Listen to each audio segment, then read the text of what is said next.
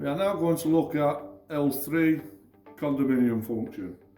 When activated, the panel will ignore further step-by-step commands whilst opening. This is especially useful when using vehicle loops.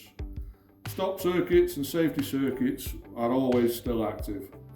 To select this function, we use select down to L3, set to activate the function, and select to come out of programming.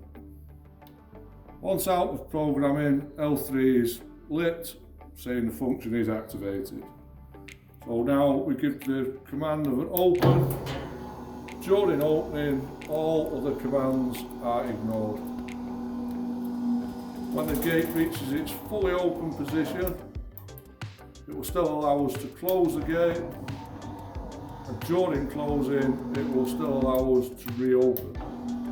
During reopen, again, extra commands ignored.